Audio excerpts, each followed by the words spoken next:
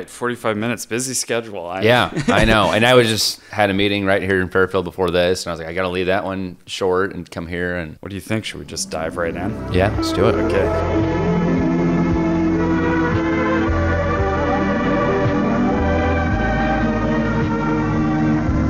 Joe Mitchell, thanks so much for being on the show. Luke, thanks for having me. Absolutely. Well, I did want to acknowledge right off the bat that I think within 15 minutes of sending you a message on your campaign's Facebook page, you got back to me right away.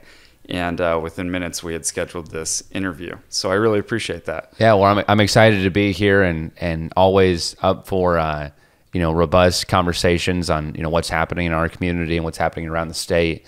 And so I was happy that you reached out, and just looking forward to the conversation today. No, absolutely. And so I pulled a few things off of Google. You got a little Wikipedia page, I see. Yeah. Good things or bad things, right? It seemed pretty good. I'm going to just, for our audience, just adjust the audio levels just a little bit. Okay, so but you went to Drake. Yeah. And then you were the youngest elected member of the Iowa House at 21 years old, correct? Yeah. So essentially, ran my junior year of college in undergraduate when I was at Drake University. So I'm born and raised here in Southeast Iowa. Born and raised in Wayland, Iowa. So just northeast of here. And so grew up there my whole life. Went to Waco High School, graduated from Waco in 2015. And actually graduated early from Waco and went up to the Capitol to be a page in the State House. And so what the page program is an internship for high school seniors and juniors to be able to go up there the second half of their senior, junior year and really learn firsthand how state government works. And, we watched that bill in government class in high school of how a bill becomes a law, right, from the 60s. And it's really a real life experience of actually how a bill becomes a law and be able to interact with legislators up there, interact with staff, and understand how state government affects people's lives. And so had the honor to be able to do that my senior year of high school. Actually had an English teacher, Miss Weir, that suggested that instead of graduating early and potentially going to college or going to the workforce, that I look at doing the PAGE program, because she knew I was interested in politics, was interested in government, and ultimately ended up doing that. Absolutely loved my experience doing that, and still encourage young people in high school to this day, even if they're not severely interested in politics, to go do that, because it's just a great way to network, but also be able to learn how government affects people's lives and how important it is to be engaged in the political process. But ultimately, did that, and I was never a great student in school. So I was kind of afraid of going to college at first. And so, it was about 3 days, before the deadline to apply to Drake, and I had some buddies that were going there. And they said, Joe, if you don't get onto a political campaign or get some other job lined up, you may want to have a backup. And so kind of on a whim, applied to Drake University, had some really great recommendation letters from being up at the Capitol and knowing some folks up there, and ultimately got into Drake, which is a huge surprise to me. And my family. And so, but ultimately decided to go there, and, throughout my time at Drake, worked at the Capitol as a clerk in the state Senate, worked in Governor Reynolds' office as an intern, worked in Senator Joni Ernst's office, as an intern. And then my junior year came about, and my predecessor, Dave Heaton, of 24 years, decided to retire. And so ultimately when Representative Heaton, decided to, retire, I immediately had this feeling of, this could be, my chance to be able to represent my community and be able to, really give back to the people that gave so much to me when I was growing up. And, ultimately, had a decision to make. The first couple of conversations I had with people, I got the feeling that I was too young and that I shouldn't be thinking about running for office as a 20-year-old. But ultimately, I had some mentors in my life that had actually been state representatives that said, Joe, what are you going to lose? You know what I mean? If you lose a primary, you lose a primary. And, it's not a huge deal, but at least you know that you're not going to regret your decision not to throw your hat in the ring. So ultimately, that's what I did. And I had a 4-way primary 4 years ago. Again, these folks were 2-3 times my age I was running against. One of my competitors was, picked out by the speaker, picked out by the party, picked out by my predecessor to run. And, I was definitely underdog, was not expected to win, but ultimately pulled it out because I knocked a bunch of doors. And I put the work in, and I talked to people on their front doorstep and listened to them about the issues that they cared about. And, ultimately was able to win that race, go into the general and become, the youngest state rep. That's incredible. Ever elected. Yeah. And I mean, so you mentioned there might've been a little bit of imposter syndrome, but ultimately how did you get over that? And what did you learn at your time in the Iowa House? Yeah. So, I mean, a couple of things, when I was first, again, thinking about this idea of like, do I throw my hat in the ring? Do I run? There was a fear, you know what I mean? It was like, what are my friends at school going to think? What are my friends back home going to think? What are my colleagues going to think? What are other people in the state house going to think of like, who is this 20-year-old kid that thinks he can be a state rep, win a race and represent, his community back home.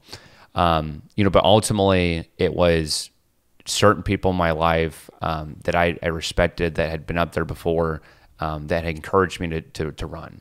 And so, if I didn't have, certain people in my life that were uplifting, that were encouraging, I probably wouldn't have made that step, and I wouldn't be here right now having a conversation with you about being a representative for the last 4 years.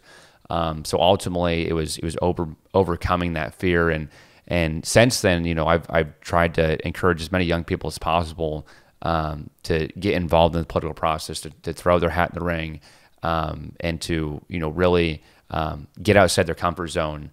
And say, hey, if you want to make a difference, you need to run for state or local office. And that's the way that, we're actually able to make an impact on the local level and be able to make, positive changes for our community.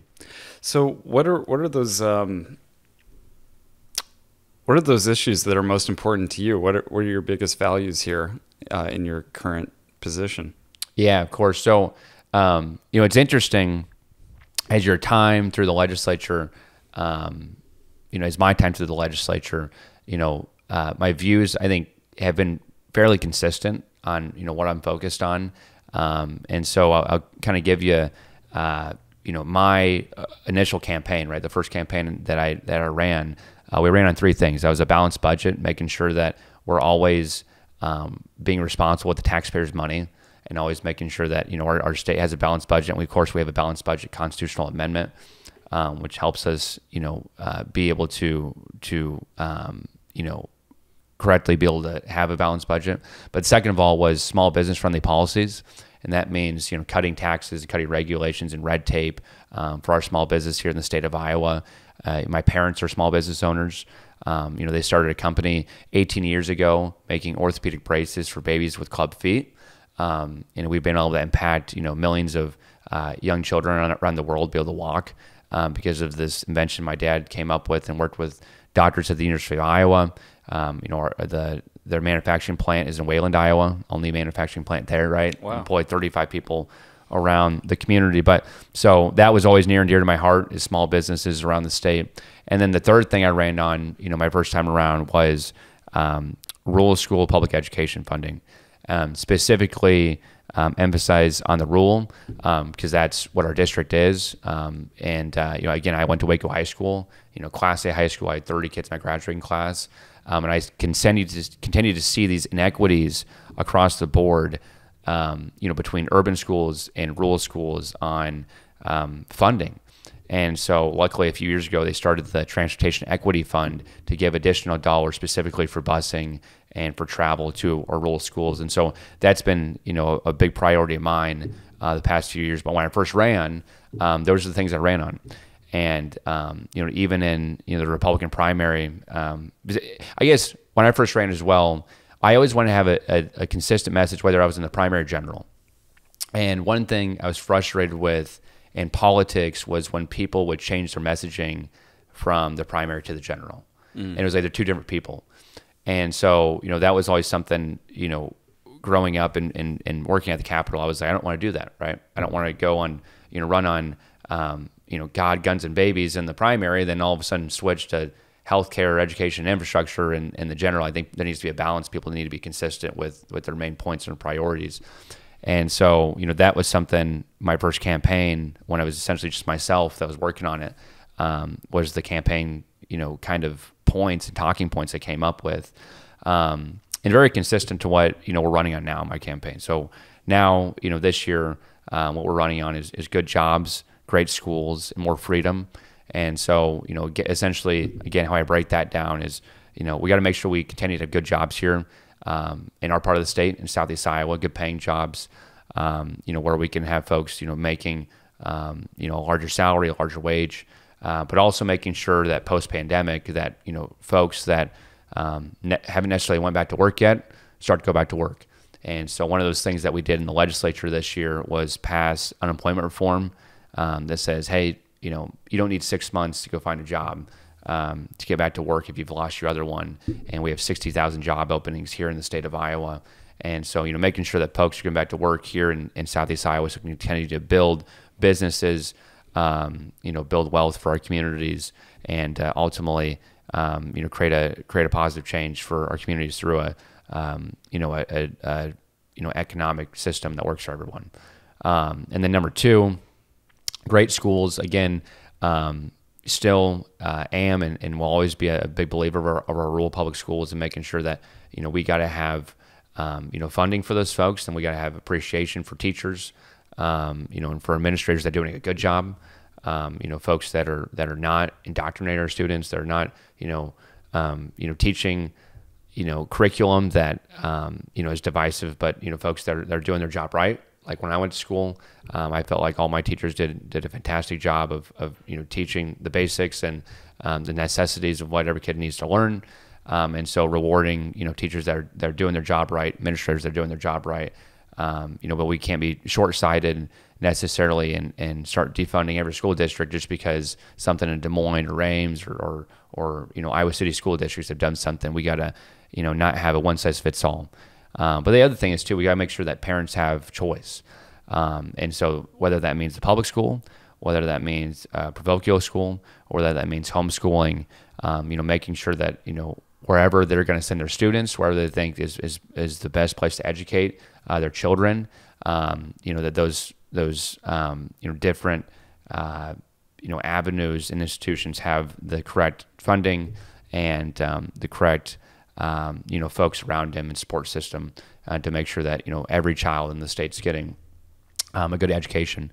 And then the third thing is more freedom. We had to protect our Second Amendment. We had to protect life. We had to protect our citizens against tyrannical mandates from the federal government, whether that be unconstitutional COVID-19 mandates, or whether that be other sort of executive orders that the Biden administration has recently put on states like Iowa. So that's what we're running on this campaign. Very similar to my first campaign, but because of the evolution of the Biden administration and some of the, I think, very unconstitutional things they've done in the past year, we need to have an emphasis on protecting the rights and liberties and freedoms of Iowans across the state. I'm just curious, it sounds like you're pro-life. Yeah. Okay. And certainly another big issue that's coming up in schools is, again, what we're teaching them. Yeah. So I was hoping maybe you could expand on that a little bit more. I think generally speaking, perhaps some of these listeners are going to push back, and some people from the LGBTQ community feel like they're underrepresented.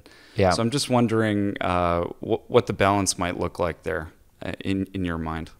Yeah, of course. And this has been a hot button issue that and specifically that Jeff has brought up about me a lot. I'd be remiss if I didn't bring it up, but I thought we'd have a chance to discuss it. Yeah, no, of course. I mean, my views on a lot of these things have been consistent across the board for a long, long time.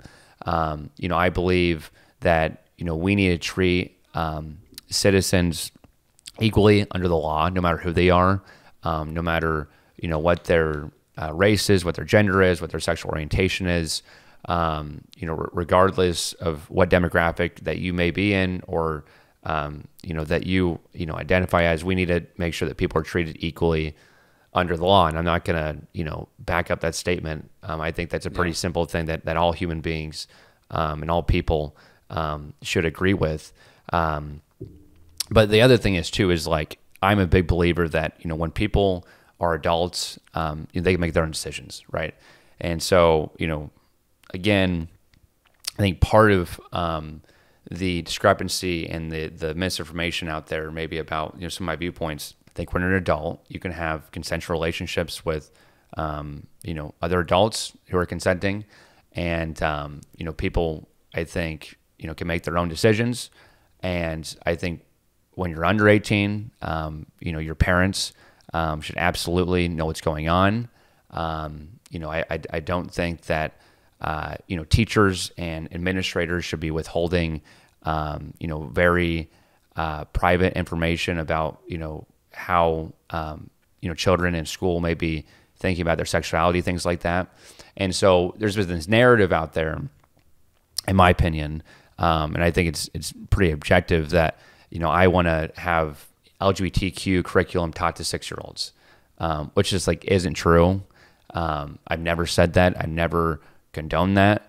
So at the end of the day, I have a pretty simple view, and it's I think, parents need to have a say in their children's education. They need to know what's going on with their children. If their child is obviously making very important life decisions, and telling teachers that, or administrators that, the teachers and administrators, should be informing the parents of what's going on. And so currently, is that just a proposal then, that the policy would be teachers wouldn't necessarily have to do that? Because Jeff was telling me about this too a little bit, and I'm just not informed. So what Jeff was referring to, I assume, was the Linn-Mar School Board, up by Marion, and essentially, they passed a policy through the school board that said, if a child comes out as transgender, or is questioning their gender, or comes out as gay, then the teacher and the administrators, that can be held as like private information, that they don't need to let the parents know that, right? And that I don't know. That doesn't seem to make a whole lot of sense there. Yeah, no, I agree wholeheartedly, and we may take action in the legislature. I'm sure I'll support the effort to do so. I obviously would need to see the bill before making a concrete answer on that. But again, I'm on the same page with them on that. Obviously, I don't think that's right. I think the parents should know what's going on in their child's life. And obviously, I think that if you have a 13 or 14-year-old questioning those things, that's a huge life decision, massive life decision. And so I think the parents absolutely, should know what's going on, and be aware of what's happening in their child's life. So that's, again, the battle that I've been struggling with, of, letting people know that I'm 100%, for making sure that folks across the board are treated equally under the law. But also, when you're dealing with children, in these kinds of decisions, it's a lot different than when you're an adult. And so again, honestly, I don't think, Jeff and I are, super far out on these issues. I think he likes to make it seem so, but, I got 6 nieces and nephews that are all going to be school age here fairly soon. Like, obviously I don't want them, taught obscene, content from some educator that's, and talk, have them talk to about these issues when they're in 1st or 2nd grade, when their parents have even had a discussion with them about these sorts of things. So, again, anybody that knows me knows that, I'm not out here supporting or advocating for, children to learn some of these materials, or, whatever else. And so, it's been frustrating that I even have to address these things, because I think anybody that knows me personally knows, what I believe, and just knows that I'm trying to make sure that people are treated equal, but also make sure that parents, have the right to know what their children are doing, what they're thinking about. Yeah. Let me ask a follow-up question, which is just that you're advocating for parents to have autonomy, over their children. I mean, shouldn't women have the autonomy of, their bodily decisions, that it might go this way, it might go that way? I don't know if you could comment. Yeah. on that. So, I mean, again, and this is a philosophical difference, right? Between, a lot of times between, liberals and conservatives, and obviously people can have, individual thoughts on both. But obviously from the conservative point of view, we believe that that's a human being inside of you, right? If there's, obviously if you get pregnant, conservatives, believe that is, it's a baby. It's not just a fetus, right? It's a human being, specifically, at 6 weeks, right? They have a heartbeat. And so kind of that notion of, when a heartbeat stops, then you're pronounced dead. And when a heartbeat starts, then you're pronounced alive. And so you're dealing with, another human being a lot of times. And that's how obviously conservatives, our point of view is on that. And so we would say that's different, than obviously, parents' rights to know what's going on with their children, I guess. Could there be more assistance in the state for a pro-life position where single mothers or, parents are getting more, formula or child support? Yeah, it's an interesting subject because I've been very heavily involved in adoption legislation at the state level. And so, my sister's adopted. She's adopted from Guatemala. She's going to be 16 this September. So we brought her here to the States 15 years ago. And so my sister's adopted. My two little nieces are adopted from the foster care system. And so this is a big, big priority for me, and it has been at the State House, to make sure that adoption can be as easy as possible for folks. And it was interesting, myself and one of my other colleagues, Representative Brian Losey, who was actually adopted himself, we met with a few folks at DHS, at Lutheran Services, that's the largest adoption agency in the state. And we said, how can we make it easier for, folks to be able to adopt children? And so we proposed a tax credit to give people who are adopting. But also the interesting thing was they said they have a massive wait list for people waiting to adopt children. And that anybody that is, any woman that's pregnant that wants to put their child up for adoption and knows that, there's someone in the state right now that will adopt them right away. And there's a massive waiting line for that. And so that was interesting to me because I did not know that. I was under the impression, and have been for a lot of years, that these children were being born and going straight to the foster care system from when they're an infant, and no one was there to adopt them. And really, the 4,000 kids that are in our foster care system here in the state of Iowa, a lot of them are going in, when they're 3, 4, 5, 6, up to 15 years old. And we do know that it's more of a struggle to get folks to be interested in adopting those children. And thankfully, again, my brother and sister-in-law adopted 2 little girls out of the foster care system. And so but the thing is with that is when we're talking about, well, is there going to be enough people to adopt these children? Yes, there is. And there's people, with means that are in middle class or upper middle class. They're lining up and waiting years to adopt a newborn. And so, I think it's an interesting fact that a lot of people don't think about. And when we're having the argument, but also, I've been a huge advocate of being proactive and being in prevention regarding contraceptives, regarding educating women, specifically women that maybe think they can't afford birth control, on how they can actually get free birth control from the public health centers in each county here in the state, which I think was another thing when I was doing my research on, how can we save more babies in the state? Well, we can be proactive about, people having, obviously having sex. And so, when I did my research, I was like, oh, every single public health center in the state, in each county, provides free birth control to women. You know what I mean? And that was something I didn't know. And a lot of people don't know that. And so my next thing was, we need to have more education, so women know that, hey, if you're going to make those decisions, if you want to have, contraceptives, you can go to our health centers in the state, and they will provide you with free birth control.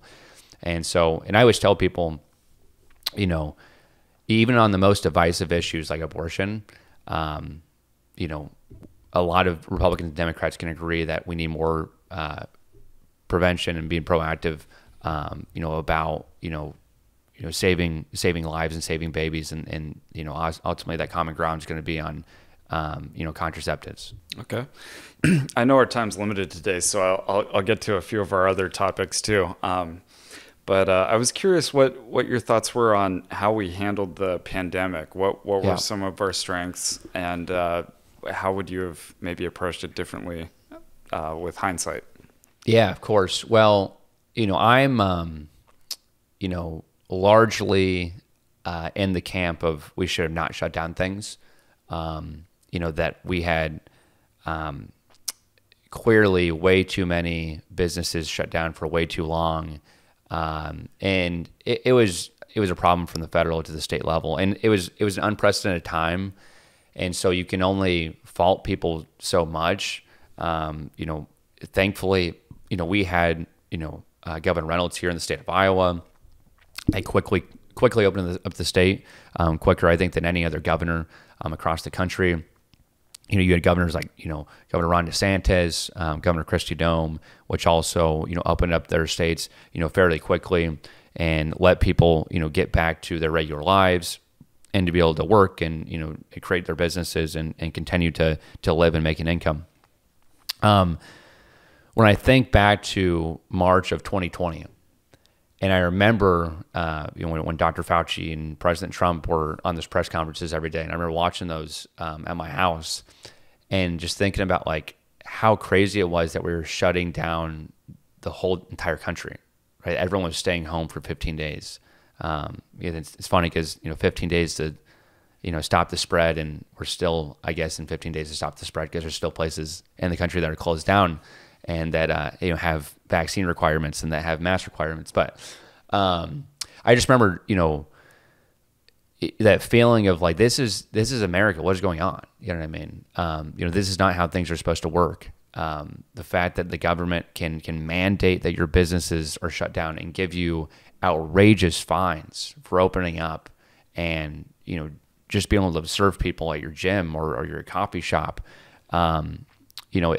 it really alarmed me. And honestly, I think the part that alarmed me the most was the fact that people were so willing to go along with it. You know what I mean? Yeah. And thinking to myself, like, am I the only person right now that, thinks this is bizarre, that everyone's just so willing to just, not go outside their house and to, is so afraid to go see their loved ones and their family members. And, as soon as you're within 6 feet of somebody, you're going to contaminate that with this virus. So, I truly believe in my lifetime, specifically in red states and conservative states, that we will never see a shutdown like that ever again. I sure hope not. I think we've learned our lesson that, printing off, trillions and trillions and trillions of dollars that has now created this massive inflation across the country was not a good thing. It was, in fact, one of the worst things that we could have done. And now we see, record inflation, the highest inflation in the last, 50 years, gas prices at the highest they've ever been. And it's a sad deal for the working class family here in America. Yeah. Inflation is a big deal. Because the thing is, like, wealthy people aren't, affected that much by inflation. They'll pay $4.50 at the gas tank. It's that single mom, it's that working class family that's trying to get by that is going to be paying, so much more. And it's because of just completely, this irresponsibility from the federal government to spend that much money. And it really, just makes me sick to think about it, and the people that are willing to just, that we're willing to just continue to spend you and me's taxpayer money, on this false sense of security, which was these stimulus packages. Yeah. So, I mean, it sounds like, correct me if I'm wrong, that you were against the shutdown or the lockdowns But I mean, I guess like hindsight's 2020. Right. I mean, I guess at the time I guess at the time I was like, this is an unprecedented scenario. And Ron DeSantis said this best, right? He was like, obviously if I knew what I knew now, we wouldn't have shut down at all. But he was like the pressure, coming from, President Trump's administration at the time, was like, we got to shut down, and there's nothing else we can do about this. And luckily, again, we had people like Governor DeSantis, Governor Reynolds that opened up right away, as soon as they could. And, but ultimately, I think, in hindsight, like there's a lot of governors that are strong, conservative governors that wouldn't have shut down if they knew what they knew now. Yeah. So what's your take on, vaccine mandates, stuff like that? Yeah. So I'm 100% against vaccine mandates in any form, shape or form. And so this has been obviously a very contentious topic, in the legislature. The balance we have to have, right, is like, whenever you're passing legislation, you want to make sure that it holds up to the constitutional muster, right? That you want to make sure that like when you pass it, it's not going to get struck down right away by the courts, and then the people you were ultimately trying to help are not helped at all now. And so that's initially why when we passed our first medical freedom bill this last fall, we essentially tried to make a carve out to say we know the federal government is mandating this, and we know the courts are going to shut it down and overrule us. We just say that you can't have any mandates at all. But what we can do is say that if you're going to send in an exemption for medical reasons or for religious reasons, like your employer essentially has to take that. And so that was the first piece of legislation we pushed through. And then, we've still had instances of, people contacting myself, contacting my other colleagues saying that, hey, I sent in my exemption. Specifically, a lot of some of the hospitals, I sent in my exemption, and they're still not accepting it. But it wasn't all hospitals either. I mean, you had like Mercy up in Des Moines. I mean, they accepted I think 98% of the applicants that applied to get the exemptions, right? And so, but then you had like Great River Medical Center over in Burlington, and they had a much less percentage of people that were being granted those exemptions. And so then we came back this last legislative session, and we proposed, and John Jacobson, who's been a fighter and a patriot, for these folks, and has dedicated the last, year and a half to, researching and doing his due diligence to help folks that have been, unfairly, either fired from their jobs or let go because of these unconstitutional mandates. But anyways, he came out with a piece of legislation, and he worked, very diligently with the governor's office and with the state senate on coming up with a piece of legislation that more than less tells employers that you shall take these people's exemptions, and you got to take them seriously. Because again, the Supreme Court, as you know, came out and they said you can't mandate these vaccines unless you're in healthcare. Which I think the Supreme Court was wrong. I think they should have just said you can't mandate the vaccines at all whatsoever. But ultimately, we seen their ruling, and we came out with a piece of legislation we think was stronger even from our last medical freedom bill. And unfortunately, it failed, and it failed on the floor. And I'm the only person in my race that voted for it. And I think it was a huge disservice to Iowans to not get that piece of legislation passed, because I think it would have helped a lot of folks, specifically healthcare workers, if we would have got that passed, to essentially force healthcare facilities to accept people's exemptions. Yeah. Moving right along here, what other sectors or topics would you want to cover on today's podcast? Other areas? Yeah. So I serve on the Ways and Means Committee. I was the former vice chair of the Ways and Means Committee. I serve on the State Government Committee. I serve on the Judiciary Committee, on the RIF budget, on the Commerce Committee. So a lot of my wheelhouse is economic issues as well. We were able to pass the largest tax cut in Iowa's history, just a few months ago.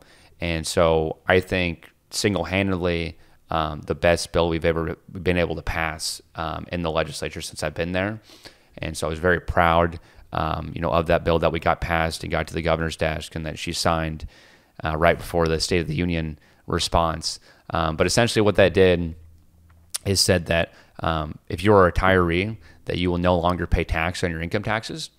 And so, now starting next year, if you're pulling from your 401k, if you're pulling from a pension, if you're pulling from, cash rent, you will no longer have to pay state income taxes, which is a huge win for our seniors in the state, for our retirees in this state. And then for everyone else, throughout the next couple of years, we're getting down to a 3.9% flat tax, which will then finally get us below Illinois, which is crazy that we've had a higher income tax than Illinois, for, the past, 2 decades. And so, was very excited about that bill. I think it was a much needed, taxpayers relief bill, to give your money back to you that you have overpaid. Right. And I've had a lot of people ask me, well, how are we paying for this tax cut? Well, we overtaxed people, for the last decade, and we had $1 billion, in this fund essentially that we'd overtax people on. We're just giving that back to the people. And instead of, blowing it on some kind of, new government program that's going to be inefficient, we're giving it back to the people that deserve it, that overpay, and that are the hardworking men and women of Iowa. Yeah.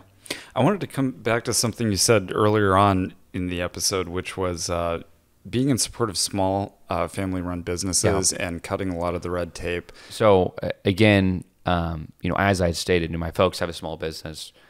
That's the environment I grew up in, right? Was this entrepreneurial spirit of, my parents, didn't go to college.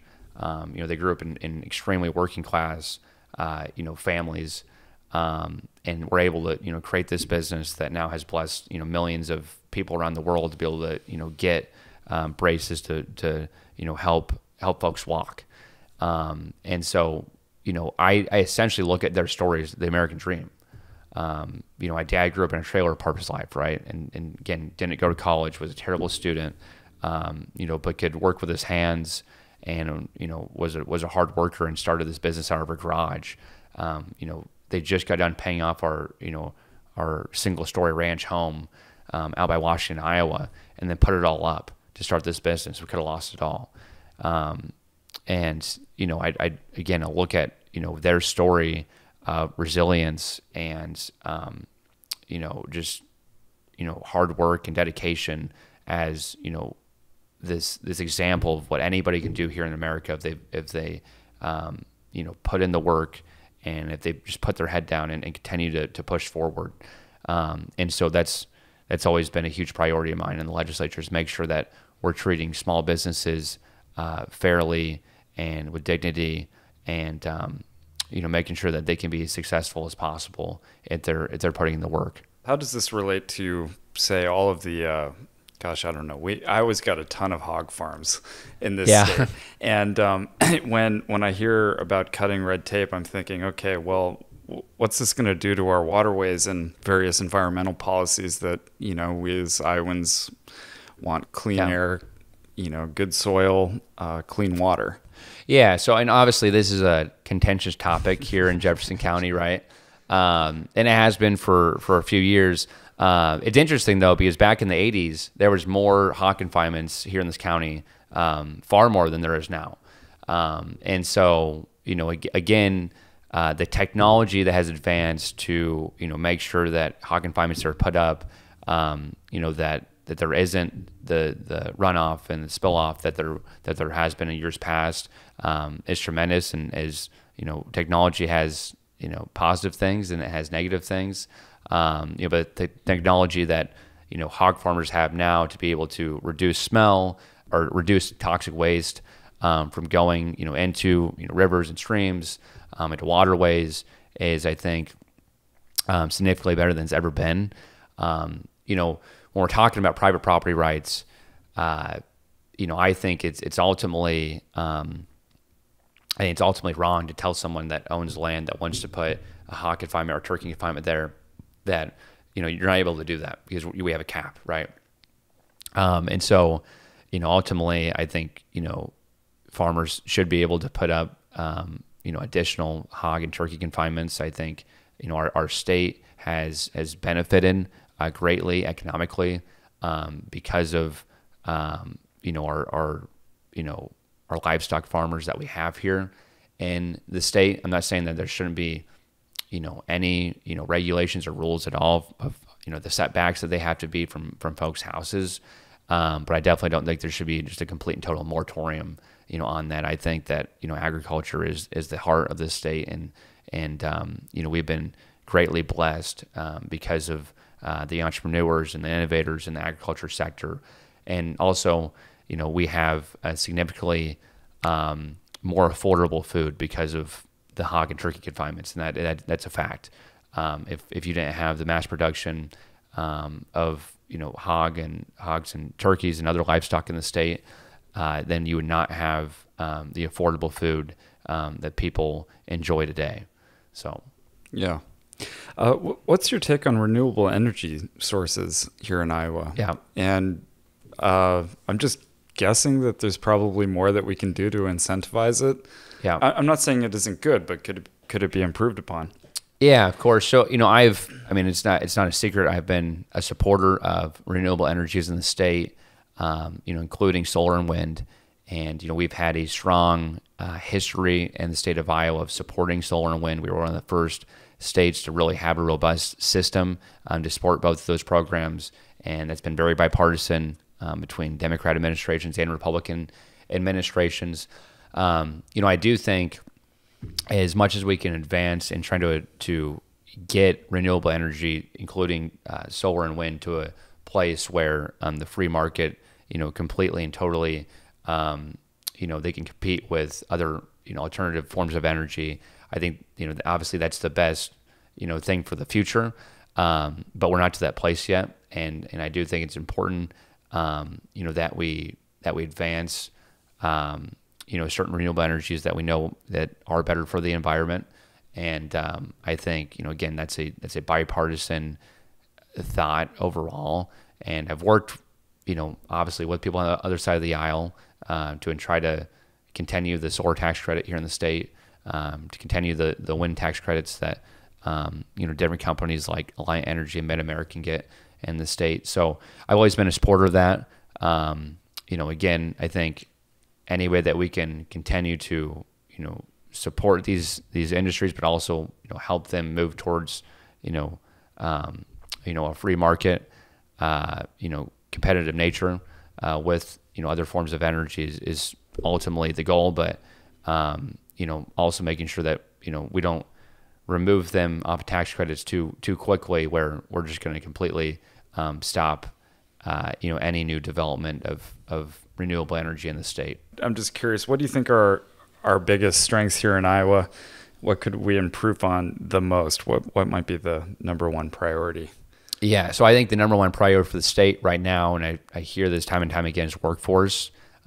We have to be able to attract new people here. I mean, in its bodies, right? It's not just, throwing money at,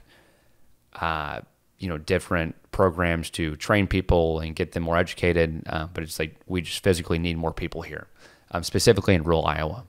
And so I've worked on several different pieces of legislation to encourage people to move here. And so, how do you do that? So one of those pieces of legislation that I did a few years ago, this is pre-pandemic, but essentially, I met this gal, Jennifer Andrade, up at Mitchell County. She'd been the Mitchell County executive or economic development director, and she started her own business doing a staffing agency, helping recruit folks from Puerto Rico to come to Iowa. The brilliant thing that she had kind of saw was that specifically after several of the earthquakes down in Puerto Rico, that folks were looking for places to move. There's a significant amount of people that move from Puerto Rico to Florida, to Texas each year, and so she thought, well, why don't we bring some of those folks to Iowa? Lots of whom are very educated. A lot of people in Puerto Rico, after they graduate from high school, end up going to a Puerto Rican university, getting their 4-year college degree. So they're teachers, they're nurses. There are a variety of different, skilled labor. And so she was already bringing folks up here and to work in different capacities in different industries. and hospitals and manufacturing plants and schools. And so I said, let's try to create a program through the IEDA, the Iowa Economic Development Authority, to incentivize to bring those folks up here and actually to help employers with the relocation cost. And so, unfortunately, I got past the state government committee, the pandemic hit, and so it kind of got stalled. I'm hoping to work on potential more proposals like that in the next few years. But, ultimately, we have to be able to work on issues such as workforce, where we can actually attract more young people to come to the state, specifically to rural Iowa, because that's the only way we're going to be able to continue to, sustain, our current infrastructure and community here. What else did we leave out? Covered a lot of topics, but like I said, I'm not extensive a lot of times on my answers. I'm kind of to the point, So I mean, I think we've had a great show so far. Oh, it's terrific. Yeah. Well, again, I appreciate you coming on, and I liked what you said too about staying on message, that between the primary and the general elections, you want to be as transparent as possible with what you believe in and stand for. Yeah. Do you ever see your values changing over time, that as you learn and develop in this position, that might broaden in some way? Or yeah, of course. I mean, I've had several positions which I've had different thought process on, and eventually even have changed my vote before after long thoughts and conversations and considerations of certain bills. One of those would be the governor's current proposal for the ESAs, for the educational savings accounts, and being able to provide a system to send kids specifically in more of the urban areas to be able to have different choices of where to go to school at, and not to be not to have them not be able to have those choices of different places to get educated based on their income, and to be able to help working class families, essentially folks that are right around or below the poverty line, be able to afford to go to parochial school if they wish to do so. And my thoughts on this started evolving because of the pandemic, really. Seeing school districts that were forcing kids to wear masks, seeing school districts that weren't sending their kids back to school in person, which I think, when I saw certain superintendents and school boards playing politics with some of those vulnerable children in our state, it sincerely pissed me off. And that's when I started coming around to this idea that we got to have options for these students and these children, these parents, to be able to go to a potential parochial school or be homeschooled, and be able to afford to do that. If this is how some of the public schools are going to treat certain students. But again, as I talked about before, you got to separate the very minuscule or minority amount of bad public schools versus the vast majority that are doing a good job overall and trying to do their best.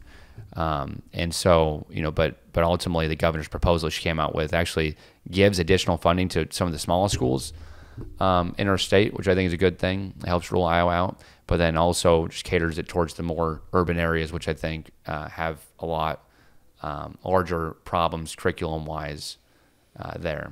I would just love to see more collaboration, generally speaking, that, when someone's candidate loses, that, they still feel like they have a voice and a participation, and that whoever it is going to represent all these different sects of the community. So what are your thoughts on that? Well, I've been largely criticized, specifically in this primary, because of my work with folks across the aisle.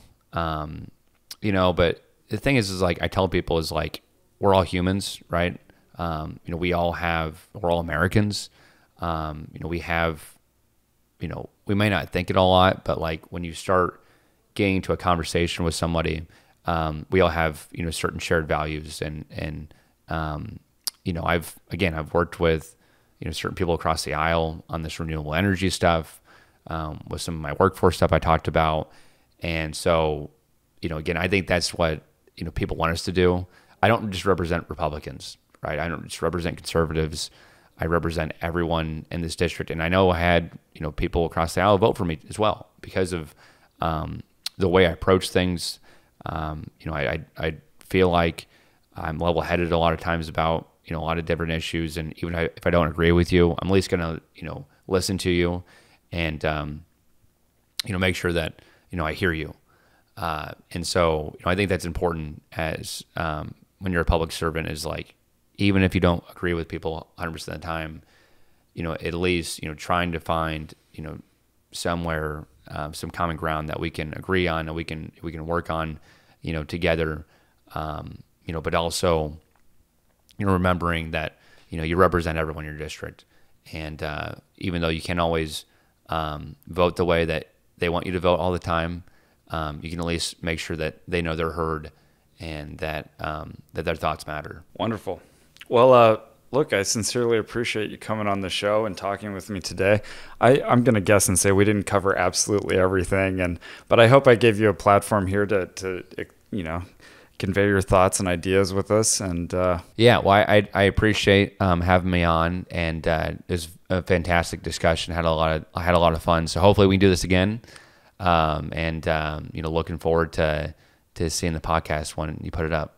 Awesome. Well, hey, thanks so much, and best of luck to you. Yeah, thanks, Luke. All right, take care. Bye, guys. Thanks so much for listening.